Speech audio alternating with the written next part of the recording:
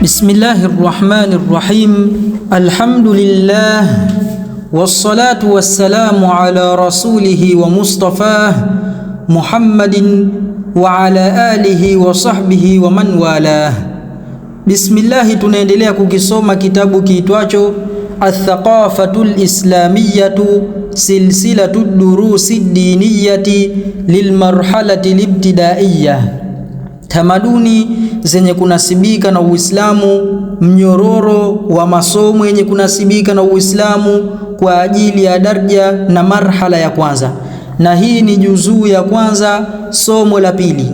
Ad-darsu thani, hili ni somo la pili. A'dhamu umuri al-Islam, tukufu zaidi ya mambo ya Uislamu. Mambo matukufu zaidi katika Uislamu ni haya. Faradhi tukufu zaidi katika Uislamu ni hizi. Qala Rasulullah sallallahu alayhi wasallama, amesema mjumbe wa Mwenyezi Mungu, ashushe rehma Mwenyezi Mungu juu yake na asalimishe, naye ni Mtume Muhammad sallallahu alayhi wasallama, amesema buniyal islamu ala khamsin, umejengwa Uislamu juu ya nguzo, juu ya mambo matukufu matano. Uislamu unakuwa imara kwa mtu akiyashikilia vizuri haya mambo matano. Shahadati alla ilaha illa Allah, kushuhudia yani kukiri kwa ulimi, kuitakidi yani kuamini kwa kufunga fundo hasa kwenye moyo wako kwa kuamini bila ya shaka yoyote, pamoja na kuridhia kwamba hapana mwenye kuabudiwa kwa haki isipokuwa Mwenyezi Mungu, wa anna Muhammadar Rasulullah, na kwamba hakika Muhammad ni mjumbe wa Mwenyezi Mungu, wa iqamis salah, na kuthibitisha kuswali, yani kuswali bila ya kuacha hata swala moja, kuswali kila swala ndani ya nyakati zake, kwa kuswali swala 5 ndani ya kila siku, kuswali swala ya alfajiri, swala ya dhuhuri, swala ya alasri, swala ya magharibi, swala ya isha.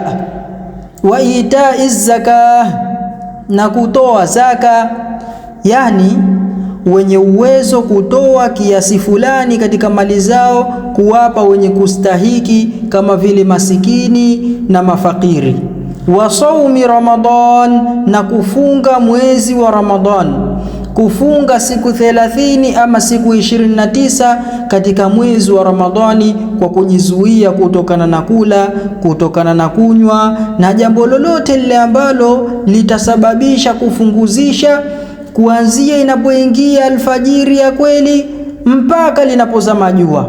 Wa hajjil baiti, na kuikusudia Al-Kaaba, yani kuikusudia Al-Kaaba kwa ajili ya ibada ya hija na ibada ya umra. Rawahu Muslimun, ameipokea al-Imamu Muslim. Mambo haya ambayo ameyataja Mtume sallallahu alayhi wasallam kwenye hadithi hii, ambayo na sisi tayari tumeshayataja, mtu akishikamana nayo vizuri, Muislamu akishikamana nayo vizuri, huyu Uislamu wake utakuwa upo imara, kwa sababu ameshikamana na mambo matukufu zaidi katika Uislamu. Lilhifdhi ghaiba, hili ni kwa ajili ya kuhifadhi bila ya kutazama. Allahumma allimna ma yanfa'una, e Mwenyezi Mungu tufundishe ambacho kitatunufaisha. Wanfa'na bima 'allamtana, na utunufaishe kwa ambacho umetufunza. Wazidna ilma, na utuzidishie elimu. Allahumma amin. Wa sallallahu ala sayyidina Muhammadin wa alihi wa sahbihi wa sallam, walhamdulillahi awwalan wa akhira.